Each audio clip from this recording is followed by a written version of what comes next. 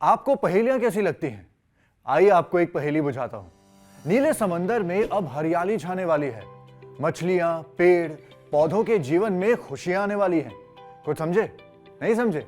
चलिए मैं बताता हूं। नीले समंदर की ये हरियाली छाने वाली है ग्रीन शिपिंग से, यानी इको फ्रेंडली शिपिंग से। और भारत इस ग्रीन शिपिंग की रेस में नंबर 1 बनने के लिए युद्ध स्तर पर काम कर रहा है। Minister of power and renewable energy RK. Singh ने बुधवार को एक सभा में ग्रीन शिपिंग पर चर्चा करते हुए कहा कि अगले 5 से 10 सालों में शिपिंग की दुनिया में हरियाली छा जाएगी और इस ग्रीन शिपिंग को लीड कर रहा है भारत। तो क्या है ये ग्रीन शिपिंग और भारत कैसे बनने जा रहा है ग्रीन शिपिंग हब? जानिए इस रिपोर्ट में। Welcome to the Big Bench Daily. दुनिया भर में एक देश से दूसरे देश के बीच बड़े स्तर का इंपोर्ट एक्सपोर्ट शिपिंग के जरिए होता है। यह तो आपको पता होगा। चीन से, अमेरिका से, फ्रांस से, जर्मनी से, चाहे किसी भी देश से हमारे यहां सामान आए तो वो जहाज से आएगा। और अगर हमें बल्क में किसी भी दूसरे देश में सामान भेजना हो तो वो भी जहाज से ही जाएगा। सीधी सी बात है। इसीलिए हमारी पृथ्वी पर जितने भी महासागर हैं उसमें हजारों जहाज 24 घंटे तैरते रहते हैं। एक देश से दूसरे देश सामान जो पहुंचाना होता है, ये जहाज बड़ी मात्रा में CO2 यानी कार्बन डाइऑक्साइड एमिट करते हैं, जिससे समंदर के ऊपर और अंदर का वातावरण प्रदूषित होता है। यूरोपियन यूनियन की एक रिपोर्ट के मुताबिक मैरीटाइम सेक्टर हर साल 940 मिलियन टन CO2 वातावरण में छोड़ती है। यह CO2 एमिशन जहाज के फ्यूल से होता है।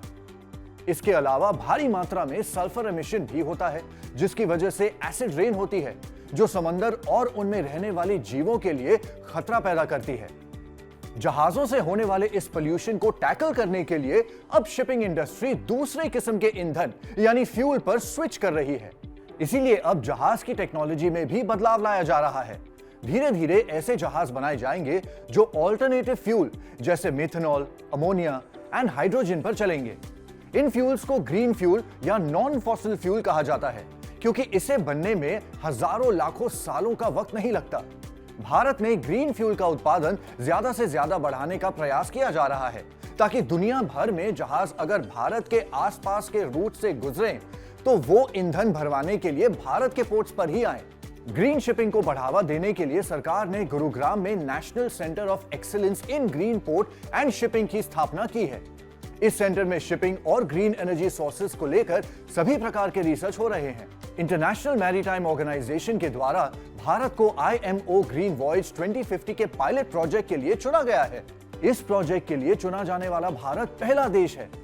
हाल ही में पीएम मोदी ने मैरीटाइम इंडस्ट्री के लिए विजन 2030 रिलीज किया, जिसमें मैरीटाइम इंडस्ट्री के अगले 10 साल के काम का ब्लूप्रिंट है। इसमें शिपिंग में ग्रीन फ्यूल के इस्तेमाल को लेकर भी डिटेल्स मौजूद हैं। सरकार का लक्ष्य है कि 2030 तक शिपिंग में कार्बन फुटप्रिंट को 30% तक कम किया जाएगा और यह काम सिर्फ और सिर्फ ग्रीन फ्यूल का उत्पादन बढ़ाने से होगा। इसके लिए केंद्र सरकार ने ग्रीन फ्यूल बनाने वाली कंपनियों को ज्यादा से ज्यादा फंडिंग की घोषणा की है।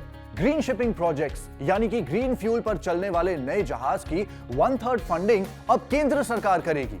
यह फंडिंग सरकार के शिप बिल्डिंग स्कीम के तहत होगी। इसके अलावा भारत के सभी बड़े पोर्ट्स पर बड़े ग्रीन रिफ्यूलिंग स्टेशंस बनाए जाएंगे। अब द बिग बेंच पर बैठकर सोचने वाली बात यह है कि ग्रीन फ्यूल के इस इनिशिएटिव से भारत के बिजनेस को बड़ा फायदा होने वाला है। ऐसे में रोजगार के नए साधन भी क्रिएट होंगे। आपके क्या थॉट्स हैं इस टॉपिक पर? हमें कमेंट सेक्शन में जरूर बताइए। और ऐसे और इंटरेस्टिंग वीडियोस देखने के लिए देखते रहिए द बिग बेंच। बैठ के सोच।